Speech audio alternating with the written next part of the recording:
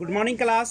तो आइए आज हम लोग एक सीडीपी के तहत आनुवंशिकता एवं वातावरण चैप्टर को देखते हैं।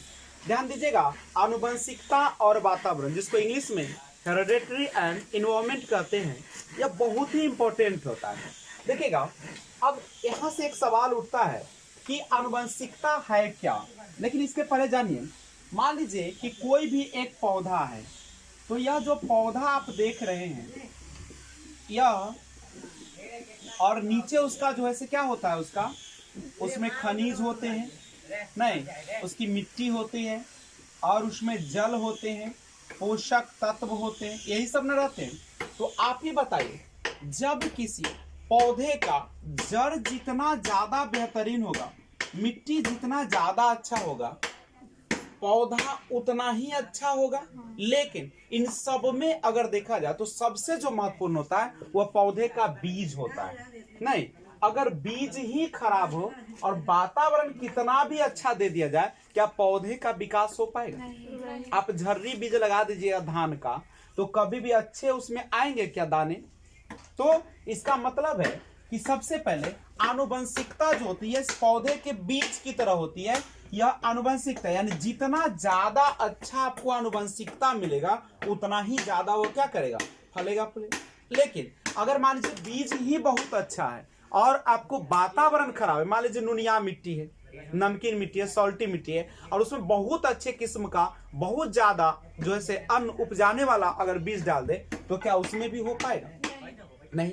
लेकिन सबसे पहले बीज का अच्छा होना ज्यादा है, नहीं, उसके बाद वातावरण चाहिए। यानी आनुवंशिकता जो होती है एक ऐसा चीज होती है जो हमारे जीवन को क्या प्रदान करती है, आधार देती है। क्या देती है?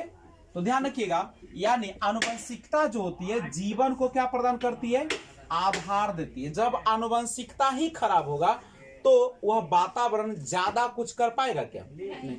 और वातावरण उसको क्या देती है, आकार प्रदान करती है। यानी आनुवंशिकता जीने का आधार देती है कि आपका जीवन कैसा होगा, और उसको आकार प्रदान करने का काम कौन करता है, आपका वातावरण करता है। दूसरी बात, आनुवंशिकता को क्या आप बदल सकते हैं? मान लीजिए कि माँ जो है 5.5 फीट की है और पिता जो है 5 फीट 6 इंच का या 7 इंच का है, तो बताइए क्या उसके आने वाला जो पीढ़ी होगा उसी पर निर्भर करेगा? नहीं। लेकिन क्या यह जरूरी है कि माता पिता पर ही पूरी तरह से उसका हाइट निर्भर कर जाए, या कलर?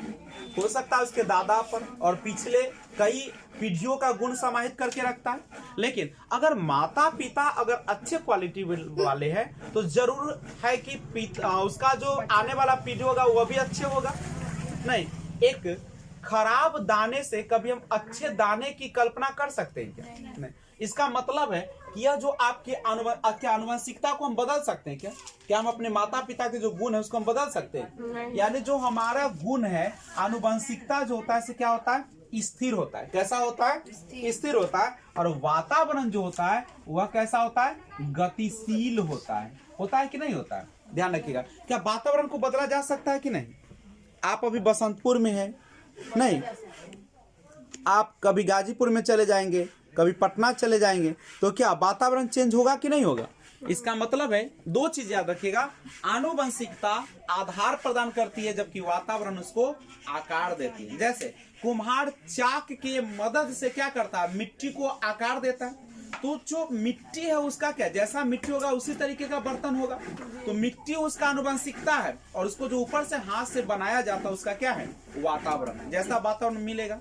तो याद रखिएगा, पूछेगा आनुवंशिकता कैसी प्रक्रिया है, स्थिर प्रक्रिया है, स्टैटिक होता है। जबकि वातावरण कैसा होता है, गतिशील है, डायनेमिक। वातावरण को बदला जा सकता है लेकिन आनुवंशिकता को बदला नहीं जा सकता। तो सबसे पहले हमें किसको अच्छा करने की जरूरत है, आनुवंशिकता पर। नहीं, तो ध्यान रखिएगा। अब यहाँ से एक सवाल आता है, तो वातावरण को बदला जा सकता है कि नहीं बदला जा सकता है? बोलिएगा, क्या आनुवंशिकता को बदल सकते हैं आप लोग? नहीं। अब यहाँ से सवाल आता है कि आनुवंशिकता होता क्या है? तो कुछ मनोवैज्ञानिक कहते हैं कि हम देखिए यहाँ पे लिखते हैं, कहते हैं कि हम सभी विशेषताएं, ठीक है, हम सभी विशेषताएं या हमें सभी विशेषताएं वंशानुक्रम से मिलती है और उन्हें आकार देने का कार्य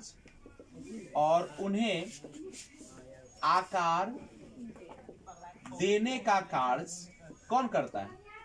वातावरण करता है। ध्यान रखिएगा, बहुत इंपॉर्टेंट है कि हमें सभी विशेषताएं कहां से मिलती है? वंशानुक्रम से मिलती है। और उसको आकार कौन देता है? हमारा वातावरण देता है। ध्यान रखिएगा, सारी विशेषताएं हमें वंशानुक्रम से मिलती है और वातावरण हमें उसका क्या रूप करता है? आकार करता है। आज हम लोग जिस भी रूप में दिख रहे हैं वह सब जो है सो हमारे दो चीजों का देन है, एक हमारे माता पिता का और दूसरा हमारे वातावरण। अगर अच्छे माता पिता से भी आप जन्म ले, लेकिन वातावरण अगर गंदा रख दिया जाए, एक ऐसे सोसाइटी में रख दिया जाए, ऐसे घर में पाला जाए जहाँ पे सब बदचलन है, तो आप भी क्या हो जाएंगे? बदचलन हो जाएंगे। तो ये निर्भर करता है कि आप किस प्रकार के परिवार से आते हैं, किस प्रकार के वातावरण से आते हैं, आपका समाज कैसा है। ठीक है, तो ये चीज होती है। अब यहाँ से एक बात बता दूं, तो ये आनुवंशिकता, अच्छा आनुवंशिकता जो होती है, एक पीढ़ी से दूसरे पीढ़ी में जीन के सहायता से जो गुण आते हैं उसी को हम लोग क्या कहते हैं? आनुवंशिकता। नहीं तो पूछेगा कि बताइए आनुवंशिक गुण जो होता है वह किस माध्यम से आता है? जीन के माध्यम से आता है। किस माध्यम से आता है? जीन। अब पूछेगा जीन क्या है? तो जीन जो होता है आनुवंशिक गुणों का वाहक होता है। और देखिए डीएनए जो होता है वह जीन का बना होता है, छोटे छोटे जीन होते हैं और उसी से किसका निर्माण हो जाता है? आपका गुणसूत्र का निर्माण हो जाता है और वही सबको क्या करता है? इकट्ठा करके रखता है और हमें आने वाली पीढ़ी में क्या करता है? ट्रांसफर करते रहता है, स्थानांतरित करता है। क्या आनुवंशिकता को एक पीढ़ी से दूसरी पीढ़ी में स्थानांतरित किया जा सकता है? बिल्कुल किया जा सकता है। नहीं, लेकिन क्या आपको यह बता दूं, क्या जो गुण इस पीढ़ी में छिप गया, क्या वह सदा के लिए छिप गया? वह फिर कभी वह गुण आने की संभावना है।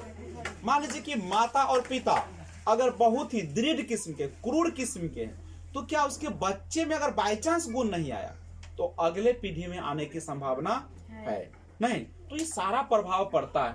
अब यहां से देख सकते हैं आनुवंशिकता के बारे में और थोड़ा सा बता दूं।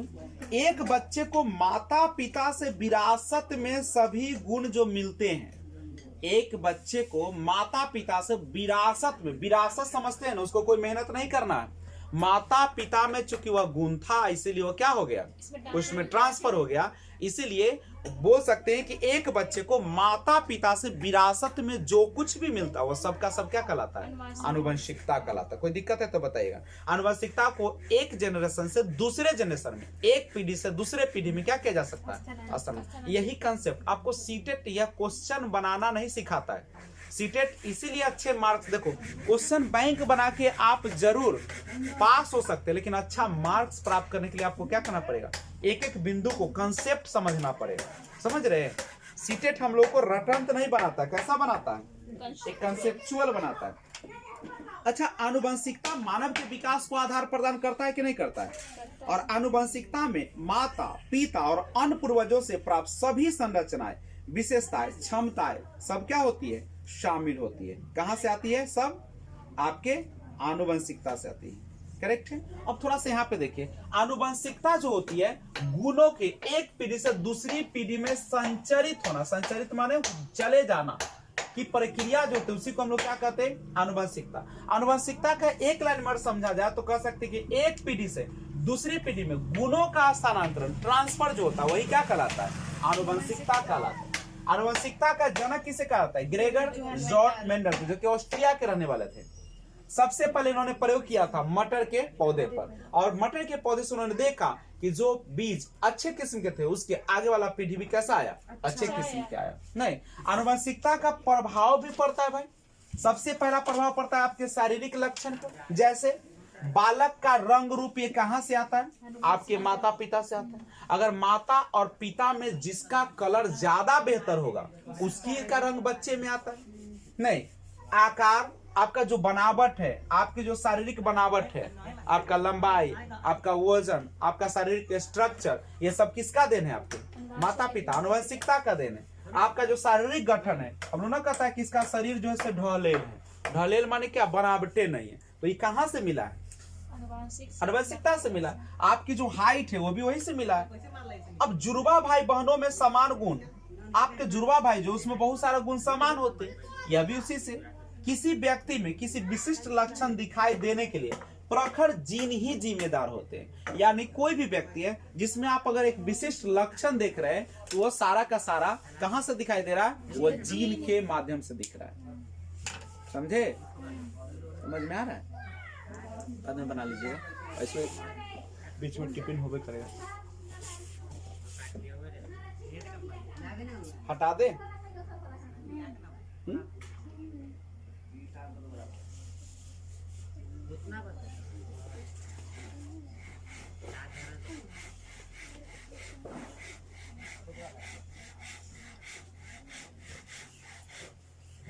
हे भगवान,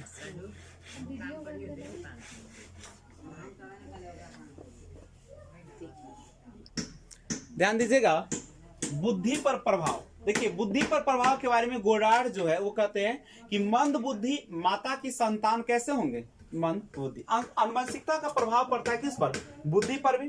अगर माता पिता मंद बुद्धि है तो उसके संतान भी कैसे होंगे? ना। अब माता पिता अगर बाचाल है, बचबचा है तो वो बचबचे होगा ना। अब माता पिता अगर चुप्पी है तो वो चुप्पी होगी। मकलोल। अब देखो, तथा परखर बुद्धि माता पिता की संतान कैसा होता है? देखिए यहाँ पे परखर ही होगा। तो ये ध्यान रखिए, परखर का मतलब क्या होता है? तेज तर्रार जिसको आप बोलते हैं। तो तेज तर्रार माता पिता होंगे तो उसके बच्चे भी कैसे होंगे? तेज तर्रार। चरित्र पर प्रभाव भी पड़ता है नहीं? इसमें क्या होता है? माता पिता के चरित्र का प्रभाव बालक पर पड़ता है। मान लीजिए कि माता पिता ठगीन है, ठग ठुक करती है दूसर के ना, लूटपाट करती है, चोरी चमारी करती है, तो उसके बच्चे भी क्या करेंगे? वही करेंगे। तो चरित्र का भी बहुत प्रभाव होता है। अब एक सवाल है, आनुवंशिकता का नियम। अच्छा, जब भी आप आनुवंशिकता की बात करते हैं, यानी एक पीढ़ी से दूसरे पीढ़ी में गुणों का संचरण जो होता है वही आनुवंशिकता होता है। यानी माता पिता से बच्चों में जो गुणों का वाहन होता है जीन के द्वारा, उसी को हम लोग क्या कहते हैं? आनुवंशिकता। एक नियम के तहत होता है। सबसे पहले समानता का नियम, जैसा माता पिता होगा वैसा ही उसका क्या होगा? संतान होंगे। ठीक है। भिन्नता का नियम, माता पिता से कुछ भिन्न संतानें भी हो सकती है। नहीं, भिन्नता का नियम क्या कहता है? क्या एक ही माता पिता के दो बच्चे क्या बिल्कुल समान होते हैं? भिन्नता के नियम को पालन करते हैं। यहाँ के जुड़वा बच्चे भी भिन्नता के नियम को पालन करते हैं, व्यक्तिगत भिन्नता। प्रत्यागमन का नियम, माता पिता से ठीक विपरीत संतान। कभी कभी क्या हो जाता है कि माता पिता से बिल्कुल विपरीत नहीं, मान लीजिए कि माता पिता जो थी गुणवान ज्यादा नहीं थे लेकिन बच्चा बहुत गुणवान आ गया। नहीं, आंखों का रंग, चेहरे का रंग पर भी अंतर हो जाता है। कभी कभी माता पिता से बिल्कुल हटके बच्चे आ जाते हैं। तो ऐसा क्यों होता है? ये प्रत्यागमन के नियम के अनुसार होता है। क्योंकि हमारी जो जीन होती है, गुणसूत्र होती है, वह क्या करती है? कई पीढ़ियों के गुणों को संचरित करके रखती है और वह क्या करती है? उसको वाहक करती है, दूसरे में भेजने का काम करती है। तो ऐसा नहीं है कि टोटल गुण जो है, कुल गुण वह माता पिता के जैसा ही आ जाए, ऐसा नहीं हो सकता। दादा दादी से भी आ सकता है, नाना नानी से भी आ सकता है। दो पीढ़ियों का लेकर चलता है, एक नाना के तरफ से और एक उधर आपके दादा के तरफ से। तो इस चीज को ध्यान रखिएगा। समानता के नियम पूछेगा क्या है तो माता पिता के जैसी संतान। भिन्नता का नियम, माता पिता से कुछ भिन्न संतान है। और प्रत्यागमन का नियम, माता पिता से ठीक विपरीत संतान का जन्म होना। गर्भाधान के समय देखिएगा, नर और मादा जनन कोशिकाओं के मिलने से जो निर्माण होता है किस चीज का? डिंब का। ठीक है। और डिंब का मिलने से डिंब का निषेचन हो जाता है। अब ये क्या है समझेगा, एक तरफ है मेल और एक तरफ है आपका फीमेल, यानी नर है और ये आपकी मादा है। अब क्या होता है कि मेल जो होते हैं इसके पास पाया जाता है स्पर्म, यानी जिसको हम शुक्राणु कहते हैं, और जो मादा है उसके पास पाए जाते हैं एक्स, यानी अंडाणु। अब क्या होता है, जब स्पर्म और एक्स का मिलन होता है तो इसके मिलने से किसका निर्माण हो जाता है? डिंब का निर्माण हो जाता है। डिंब का निर्माण होता है, यानी डिंब का क्या हो जाता है, ये दोनों डिंब है, दोनों क्या है, डिंब है। और डिंब का क्या हो जाता है, ये डिंब जो है दोनों, उसका निषेचन हो जाता है। निषेचन का मतलब क्या है, ये आपका अंडाणु है और यह जो शुक्राणु है यह इसमें क्या कर जाता है, प्रवेश कर जाता है, यही ना।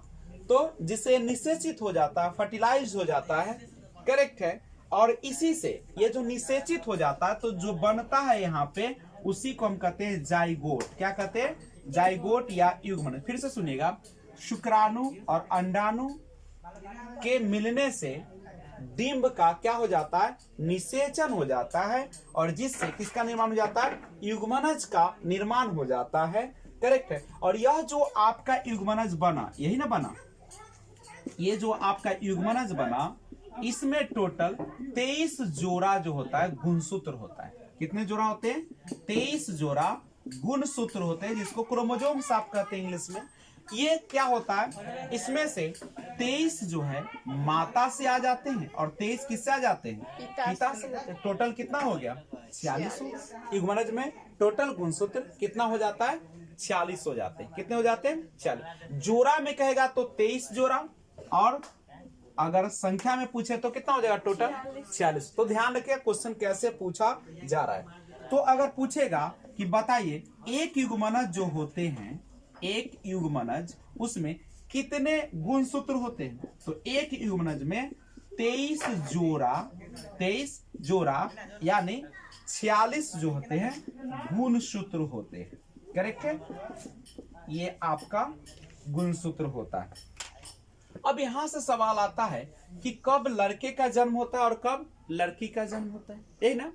तो ध्यान दीजिएगा, नर और मादा, देखिएगा 22 जोड़ा जो होता है गुणसूत्र, नर में जो होता है और मादा में 22 जोड़ा, दोनों क्या होता है, बिल्कुल सेम होता है।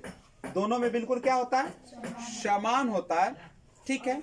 लेकिन मादा देखिए 23वां जो जोड़ा होता है, यानी इसमें 22 जोड़ा X और X होता है और इसमें भी 22 जोड़ा क्या होता है, X और X होता है। इसमें 23वां जोड़ा क्या होता है, XY होता है और इसमें 23वां जोड़ा भी क्या होता है, XX। यानी मादा में 23 का 23 जोड़ा जो होता है वह टोटल क्या होता है, ये 23वां जोड़ा है और ये 22वां है। इसमें आपका 22वां है और ये 23वां है, या 23 इनमें 23 जोड़ा जो होता है क्या होता है, X है, बिल्कुल समान। और इसमें क्या होता है, XY होता है। अब यहाँ से क्वेश्चन आपको बताएं, जब आप यहाँ से इसके पास है X, ये X देगा, इसके पास भी X है, X दिया नहीं, तो जैसे ही X आया तो ये क्या होगा, बेबी गर्ल यानी लड़की का जन्म होगा नहीं। लेकिन यहाँ देखिए, ये अगर Y दे रहा है आपको और ये लड़की जो है कितना दे रही है, X दे रही है, तो इसके मतलब जब XY क्रोमोसोम्स का मिलन होगा तो क्या हो जाएगा, आपका लड़के का जन्म हो जाएगा, संतान कैसा होगा, लड़का होगा। लेकिन आपसे क्वेश्चन पूछा जाता है कि संतान के लिंग के लिए कौन जिम्मेदार है, आप ही बताइए। क्या इसमें कौन जिम्मेदार है, कोई नहीं। क्या कोई जिम्मेदार है, ये तो नेचुरल फिनोमेना है, अपना हाथ में थोड़ी है कि हाँ लड़का लो लड़की लो। तो यहाँ पे कोई जिम्मेदार नहीं है।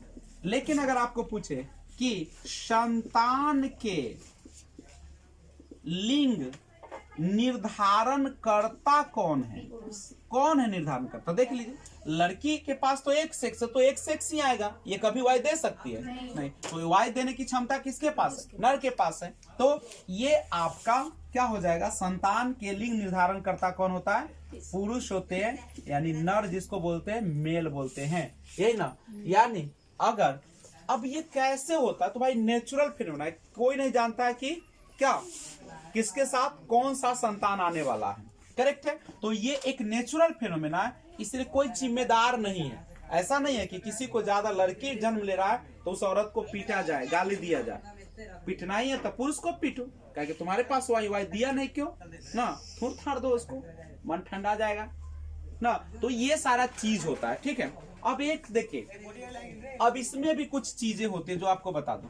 जैसे होता क्या है कि जो स्पर्म होता है, स्पर्म बनने का एक निश्चित सीमा होता है कि इतना मिलीलीटर बनना चाहिए, लेकिन जो लोग अल्कोहल का सेवन करते हैं, ठीक है, शराब जिसको आप लोग बोलते हैं, या अल्कोहल के साथ साथ जो बीड़ी सिगरेट यानी नशा का आदी है, ठीक है, तो नशा का आदी है तो उसका स्पर्म क्या हो जाता है, जो शुक्राणु है वह पतला हो जाता है, प्लस जितना बनना चाहिए उतना मात्रा में नहीं बन पाता है, जिसके कारण कभी कभी आप देखते हो कि बांझपन का शिकार होना पड़ता है महिला को।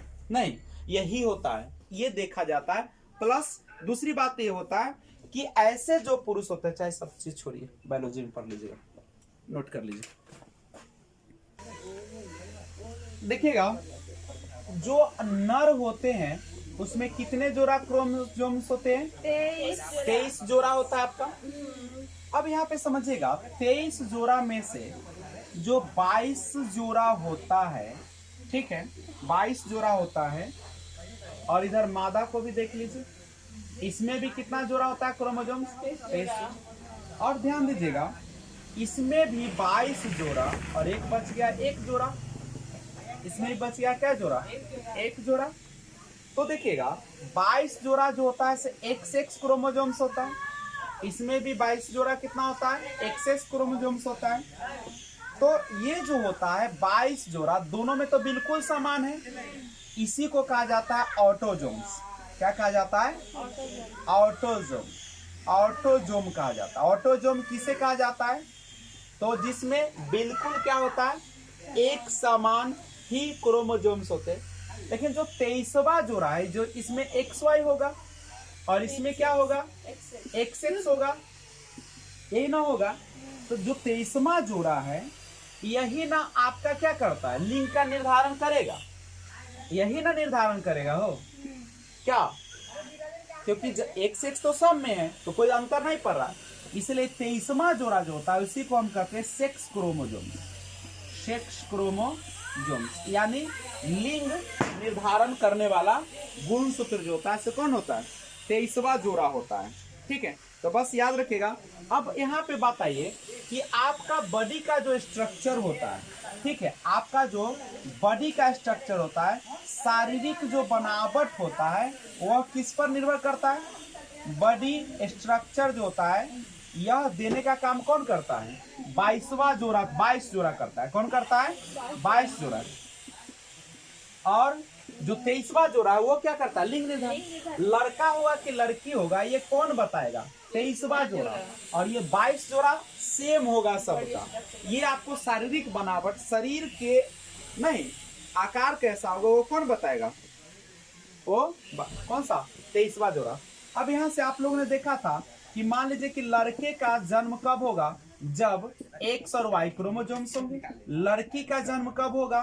जब दोनों क्या होगा? XX क्रोमोसोम्स होंगे। यही ना आपका है पैटर्न। तो क्वेश्चन अगर पूछे ऑटोजोम्स क्या है और सेक्स क्रोमोसोम्स क्या है, लिंग गुण क्रोमोसोम्स क्या है, और आपका ऑटो माने क्या होता है? एक समान। एक समान गुणसूत्र कौन है? तो आप बोलेंगे वहां पे क्या कि 22 जोड़ा जो होता है वो आपका ऑटोजोम्स कहलाता है, और 23वां जोड़ा क्या कहलाता है? Sex chromosomes. यानी ध्यान रखें, पूछेगा कि शारीरिक बनावट के लिए कौन जिम्मेदार है? तो 22 जोड़ा आपका क्रोमोसोम्स, और 23वां जोड़ा जो है वह आपके लिंग निर्धारण करता है कि लड़का है या लड़की है। हम लोग अब बात करेंगे जीनोटाइप के बारे में। जीनोटाइप और एक होता है आपका फिनोटाइप। ध्यान दीजिएगा, जीनोटाइप और फिनोटाइप ये क्या है? देखिए हमारे जो माता पिता है उनसे जो हमें कुछ प्राप्त होता है किसके माध्यम से? जो गुण सूत्र है या जिसको आप जीन कहते हैं। नहीं, तो जीनोटाइप क्या कहता है कि आप जिस प्रजाति के, जिस जाति के हैं वैसा ही संतानों में भी गुण पाया जाएगा, गुण पाया जाएगा, यानी इंसान का बच्चा क्या होगा, इंसान ही होगा। क्या इंसान का बच्चा क्या कुत्ता बिल्ली हो सकता है? अगर ऐसा कहते हैं तो वो अंधविश्वास है। हाँ, कभी कभी जैसे सही से विकास नहीं होता तो लोग कहते हैं कि गणेश जी आ गया, तब फलना जी आ गया, लेकिन ऐसा संभव नहीं है। तो जीनोटाइप जो होता है वह यह बताता है कि आप जिस जाति के हैं, जिस प्रजाति के, वैसा ही आगे भी पीढ़ी क्या करेगी, आएगा। और जीन है क्या, इसको आप देख सकते हैं क्या, जो अंदर के गुणों है? नहीं। तो याद रखिएगा, जीनोटाइप एक ऐसा चीज है जिसे हम ऑब्जर्व तो नहीं कर सकते, लेकिन वह गुण आप में रहेगा। नहीं, इंसान का बच्चा इंसान होगा, आम का पौधा से आम का पौधा आएगा, यही ना हो सकता है। तो समान जाति से समान जाति का ही उद्भव होना क्या कहलाता है, जीनोटाइप कहलाता है। जबकि फिनोटाइप जो होता है वह ऑब्जर्वेबल होता है, नहीं ऑब्जर्व कर सकते हैं, उसको हम अवलोकन कर सकते हैं, देखा जा सकता है। जैसे आपके शरीर का लंबाई, शरीर का लंबाई, आपका वजन, आपका रंग, आंखों का रंग, नहीं शारीरिक बनावट, ये सब जो है आपका जिसको देख सकते हैं, ये सब क्या कहलाएगा, फिनोटाइप कहलाएगा। और जीनोटाइप क्या है, अपने संतान के जैसा ही संतान उत्पन्न करने की क्षमता जो होती है, जो जीन के माध्यम से आती है, गुणसूत्र के माध्यम से आती है, उसको हम लोग क्या कहते हैं, जीनोटाइप कहते हैं। तो आशा करते हैं कि जीनोटाइप फिनोटाइप आपको समझ में आ गया होगा। अब थोड़ा सा बात करते हैं ट्विंस के बारे में, लेकिन ट्विंस के बारे में बात करने से पहले इसको नोट कर लिया जाए। कुछ देखिएगा, हम लोग शुरुआत करते हैं जुड़वा बच्चे के बारे में। किस बच्चे में, जुड़वा बच्चे। देख तो पढ़ाना भी है उसमें सिलेबस, साइकोलॉजी का मतलब है कि आप पूरे कौन चीज को पढ़ना है, बच्चे का पूरा जन्म से लेकर, जन्म से पहले से लेकर और कब तक। आप जनरली बाल विकास में 14 साल तक पढ़ते हैं, लेकिन एक तरह से साइकोलॉजी पूरा पढ़िएगा तो बच्चे के जन्म से पहले से लेकर पूरा मृत्यु तक पढ़ना है, हर गुण को देखना है। अरे जुड़वा बच्चे, क्या दो जुड़वे बच्चे एक समान होते हैं? नहीं, बिल्कुल नहीं होते। देखिए, अब जुड़वा बच्चा में भी दो प्रकार का बच्चा होता है, ध्यान रखिएगा। जुड़वा बच्चा भी कितने प्रकार का होता है, दो प्रकार का होता है। एक को कहा जाता है आइडेंटिकल ट्विंस, आइडेंटिकल ट्विंस यानी एक समान जुड़वा, ये ना कहिएगा आप उसको, एक समान जुड़वा। और दूसरा जो होता है इसको बोलते हैं फ्रेटर्नल ट्विंस कहते हैं।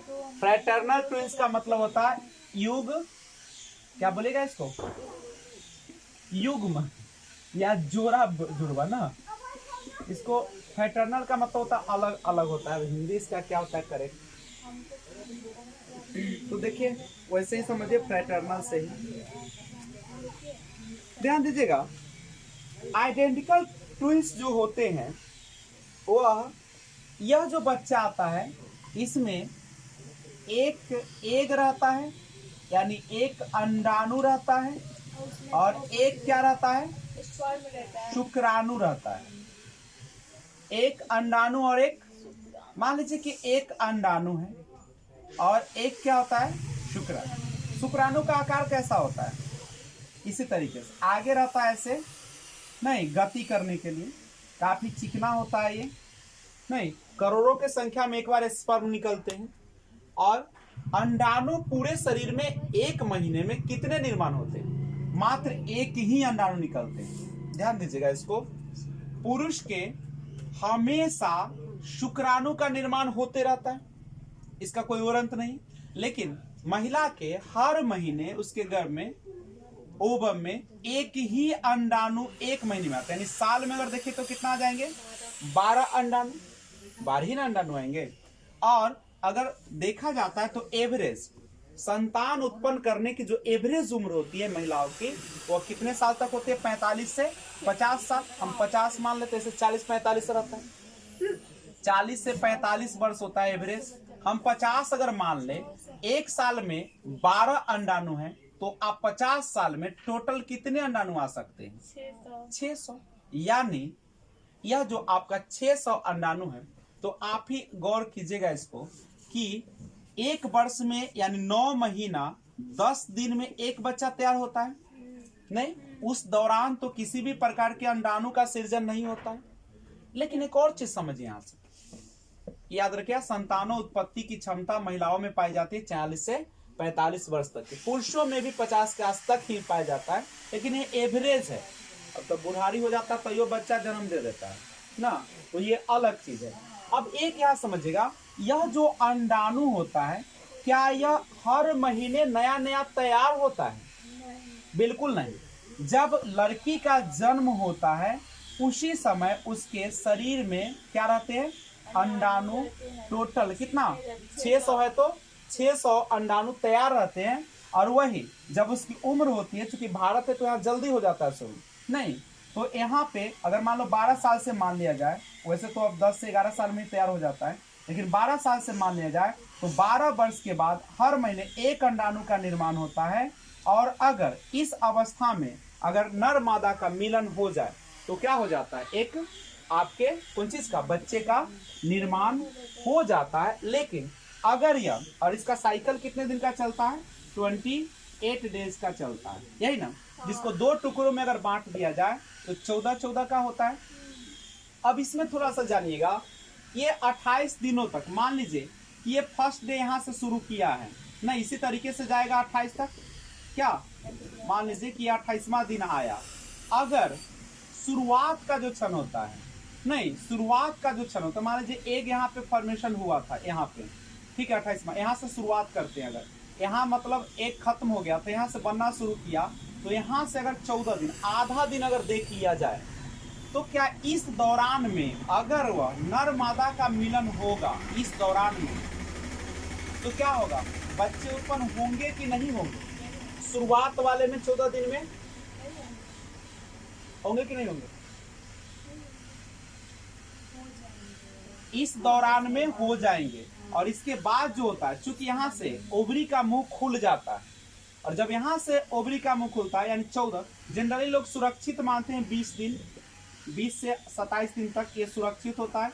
इस दौरान अगर मिलन होता है तो कम संभव, लेकिन 100% नहीं कहा जा सकता है, ठीक है, जरूरी नहीं है, ये पूरा सुरक्षित काल नहीं होता है। और इस दौरान यानी अगर यहाँ तक मिलन नहीं होता है तो क्या होगा? यह अंडाणु फिर टूट कर क्या हो जाता है? ब्लड के रूप में शरीर से बाहर हो जाता है। तो ये देखिए यहाँ पे, अब यहाँ पे आइए जुड़वा बच्चे में फिर से, तो एक अंडाणु एक शुक्राणु। अब इसका भी बहुत लंबी कहानी है। जैसे ही अंडाणु शुक्राणु का मिलन तो ऐसे होगा नहीं, आपको पता होगा 48 आवर्स करके एक दवा आती है, नहीं 48 रहता है कि 72 रहता है? 72 रहता है, 72 आवर्स, ठीक है। तो ये जो होता है ना, शुक्राणु और अंडाणु के बीच में एक बहुत बड़ा युद्ध चलता है, जो पूरा करने में लगभग कितना दिन लग जाता है? 3 दिन के आसपास लगता है, 72 घंटे लगता है, ठीक है। तो ये क्या करता है कि जैसे ही शुक्राणु प्रवेश करता है ओवम में, जैसे ओवम में जाने के लिए, तो वहां पे क्या होता है? वहां का जो तापमान होता है बहुत ज्यादा होता है, आग की तरह खोलते रहता है वहां पे, और यहाँ से प्रवेश करता है तो बहुत सारे रोगिया शुक्राणु तो रास्ते में मर जाते हैं। युद्ध करते हुए वहां पे प्रवेश करता है तो यहाँ पे जो है देखिएगा तो आग की तरह इसे धधकते रहता है। और इसमें जब ये शुक्राणु आते हैं लाखों की संख्या में, तो यहाँ युद्ध होता है, इसमें सब जल उल के भस्म हो जाता है, मर जाता है। बाई चांस एक शुक्राणु जो होते हैं काफी ताकतवर होते हैं, वही इसमें क्या करता है? इसमें अंडाणु में प्रवेश कर जाता है, ठीक है। लेकिन इस प्रक्रिया को पूरा करने में लगभग कितना दिन लग जाता है? 72 घंटे के आसपास लग जाता है, ठीक है। अब देखिए, जैसे कभी कभी क्या होता है कि किसी माता को बच्चे की चाहत नहीं है और मिलन हो गया, तो क्या करेगा? ये 72 आवर्स के पहले एक दवा तो उसको खा लेती है, वो खत्म हो जाता है। लेकिन अगर 72 आवर्स पूर चुका है तो उसमें क्या होगा? दोनों का मिलन हो जाएगा, यहाँ पे अंडाणु से शुक्राणु का, और यहाँ से आपका भ्रूण फ्यूटस जिसको आप बोलते हैं, इसका निर्माण होना शुरू होता है, और दोगुनी गति से होता है। अगर इतना बड़ा आज था डिम्ब तो कल हो जाएगा इतना बड़ा, परसों हो जाएगा इतना बड़ा। यानी एक बच्चे के निर्माण में मुश्किल से 2 से 3 महीने का काल बहुत ज्यादा होता है। तीसरा महीना में बच्चा बिल्कुल तैयार हो जाता है और तीसरे महीने, इसलिए देखिए अबॉर्शन कभी भी करवाता है लोग तो तीसरा महीना में नहीं करेगा डॉक्टर, क्योंकि जान जाने की संभावना है। वो करवाता है तो ज्यादा संभावना रहता है 2 महीने के आसपास में करता है, लेकिन लोग बेटे की चाहत में कभी कभी करवाते हैं, क्योंकि लिंग निर्धारण हो जाता है 2 और 3 के बीच में होता है यहाँ पे, तो यहाँ पे हो जाता है। और ये निर्माण अब बाई चांस कभी कभी कुछ लोगों को समझ में आता है को अच्छा वो गर्भाधान हो चुका है कि नहीं, वो संशय में रहता है, तो वहाँ किट से जांच करने के बाद अब फिर क्या होता है, अब बच्चा अगर 1 महीने का माँ के गर्भ में है तो उस समय भी एक दवा आती है, 1 महीने के अंदर उस दवा को ले लिया जाए तो ये बच्चा फिर एबॉर्शन हो जाएगा। लेकिन 1 महीने के बाद अगर वह दवा लिया जाए तो फिर ब्लडिंग होना ज्यादा शुरू होगा और हो सकता है कि अगर डॉक्टर के सलाह के बिना अगर लिया जाए तो मृत्यु तक हो सकती है। ठीक है, तो ये सारा चीज है। अब यहाँ से आइए थोड़ा सा देखते हैं जुड़वा बच्चा कैसा होता है। अब यहाँ से अंडाणु शुक्राणु दोनों का मिलन हो गया है यहाँ से। ठीक है, अब क्या होता है इसमें कि एक अंडाणु एक शुक्राणु के साथ ही मिला है यहाँ पे। ठीक है, तो एक ही बच्चा होता है, लेकिन किसी कारण बस क्या होता है, यह जो होता है अंडाणु 2 भागों में क्या हो जाता है, टूट जाता है। लेकिन अच्छा गौर कीजिए, तो अंडाणु तो एक ही है, शुक्राणु भी क्या है आपका एक ही है, और ये भाग कितना बन गया 2। तो आप बताइए क्या दोनों का एक समान गुण होगा कि नहीं होगा? तो बिल्कुल एक समान गुण होगा, बिल्कुल लगभग 100% नहीं कह सकते, आज तक दुनिया में कोई जन्म नहीं लिया जो बिल्कुल समान हो, लेकिन गुण उसका क्या होगा, बिल्कुल समान होगा। समान कलर हो सकता है, लंबाई हो सकता है, वजन हो सकता है, बनावट हो सकता है, आंखों का रंग हो सकता है, तो ये सारा का सारा कैसा हो जाएगा, बिल्कुल सेम। तो क्वेश्चन डालेगा एक समान जुड़वा जो होते हैं उसका आप बताइए कि क्या आंखों का रंग या बिल्कुल गुण समान होते हैं कि नहीं होते, बिल्कुल समान होते। लेकिन फ्रैटर्नल ट्विंस कैसे बनते हैं, इसको युग्म जुड़वा भी कहता है। युग्म माने होता है जोड़ा में बनना इसको, लेकिन देख लीजिएगा थोड़ा सा युग्म जुड़वा। अब इसमें क्या होता है, देखिए इसमें एक अंडाणु एक शुक्राणु का न मिलन हुआ था, इसमें क्या होता है कि कभी कभी ना मिस्टेक से 2 अंडाणु का निर्माण हो जाता है, क्योंकि 1 महीने में एक ही होना चाहिए, बाई चांस कभी कभी। और इसमें क्या होता है कि 2 शुक्राणु जो है अलग अलग क्या करते हैं, प्रवेश कर जाते हैं और इससे नए 2 बच्चे का जन्म होता है। लेकिन चूंकि 2 अंडाणु है, ये कितना अंडाणु है, 2 अंडाणु है, 2 शुक्राणु है, तो इसमें जो होगा रंग है, लंबाई है आपका, उसके बाद आपका वजन की बात किया जाए, रुचि की बात किया जाए, इसमें रुचि भी लगा दीजिएगा, आपका इंटरेस्ट की बात किया जाए, ठीक है, बनावट की बात किया जाए, ठीक है, आपका पसंद का बात किया जाए, इसमें भी पसंद लगा देते हैं, पसंद की बात की जाए, सब जो होता है क्या होता है, बिल्कुल भिन्न होता है, अलग अलग होता है, भिन्न भिन्न होगा। किसमें, फ्रैटर्नल युग्म जुड़वा में। करेक्ट है। दूसरी बात एक और ए में हो जाएगा। अब इसमें जो बच्चा जन्म ले एक समान में दोनों का दोनों या तो लड़का होगा या क्या होगी, लड़की, या तो दोनों लड़का होगा या दोनों क्या होगी, लड़की। लड़का लड़की अलग अलग नहीं होगा, ऐसा नहीं कि एगो लड़का एगो लड़की होगा इसमें। लेकिन जब इसमें आइएगा तो इसमें दोनों लड़का हो सकता है या दोनों लड़की हो सकता है, या एक लड़का और एक लड़की हो सकता है, इसमें सब संभावना है, समझे। अब कैसे पहचानिएगा कि कौन सा बच्चा जन्म लिया, युग्म जुड़वा है कि आपका कौन सा जुड़वा है, एक समान जुड़वा है। तो इसका पहचानने का तरीका है कि एक जब बाहर कमाने जाएगा तो दूसरे को यहाँ मन नहीं लगेगा, समझे। तो समझ जाए कि कौन जुड़वा है, एक समान। अगर एक वो कमाने गया है और दूसरा के यहाँ मन लग रहा है, कोई प्रभाव नहीं पड़ रहा है, तो समझ जाए कि क्या होगा, यह फ्रैटर्नल होगा। यही पहचानने का नियम। लेकिन इसका याद रखिएगा, इसका लगभग हर चीज समान होगा। अगर ये मांस खाना खूब पसंद करता है पनीर, तो ये हो दूसरों क्या करेगा, खूब मांस खाना पसंद करेगा। इसमें अगर एक वो पनीर खाना पसंद करता है तो जरूरी नहीं कि दूसरों पनीर खाना पसंद करे, समझे बहुआ। ओहो आए में मान लो कि एगो के पत्नी पसंद आए तो दूसरों के ओकरे आ जाते ना, ये नहीं होगा, ठीक है, ऐसा नहीं होगा। चलिए नोट करिए। देखिए आनुवंशिकता के कुछ सिद्धांत है जिसका पालन करते हैं। सबसे पहला जनन द्रव्य की निरंतरता का सिद्धांत जो कि बीज मैंने दिया, या उपार्जित गुणों के असंचरण का सिद्धांत जो भी बीज मैंने दिया। देखिए जनन द्रव्य यानी शुक्राणु, जो शुक्राणु होते हैं वो कभी नष्ट नहीं होते, या पीढ़ी दर पीढ़ी क्या होते हैं, स्थानांतरित होते रहते हैं। और वही कारण है कि एक जो पुरुष होते हैं, एक जो मानव जाति होता है, फिर अपने जैसे मानव जाति को क्या करते हैं, उत्पन्न करते हैं। उपार्जित गुणों का असंचरण का सिद्धांत, ये क्या है, माता पिता के अर्जित गुणों का स्थानांतरण बच्चों में नहीं होता है। ये क्या कहा, जैसे क्या जिराफ का जो गर्दन है, क्या माता पिता के अर्जित गुणों का स्थानांतरण है? ये क्या है, जैसे एक पीढ़ी जब उसको नीचे घास नहीं मिला तो ऊपर मुड़ किया, फिर अगला आया तो और ऊपर किया, तीसरा और किया, तो ये पीढ़ी दर पीढ़ी क्या हो रहा है, वो गुण जो है से आगे बढ़ता है। यह जो है माता पिता के अर्जित गुण का स्थानांतरण नहीं है, बल्कि एक लंबे अवधि तक किसी अंग को जब उपयोग में लाया गया तो उसके कारण यह क्या हो गया है, गर्दन लंबा हो गया। नहीं, अगर हम लोग भी अपने क्या करें, खाना जो खाते हैं हाथ से, वो मुंह से खाना शुरू कर दे और ऊपर फल फूल खाने लगे, तो हम लोग का भी गर्दन क्या हो जाएगा, लंबा। पहले मनुष्य का गर्दन जो होता था लंबा होता था, अब गर्दन क्या हो गया, छोटा हो गया है, क्योंकि हम लोग गर्दन का ज्यादा उपयोग नहीं करते। आने वाले वीडियो में हम लोग देखेंगे इन्वायरमेंट, पर्यावरण के बारे में। तब तक जय हिंद।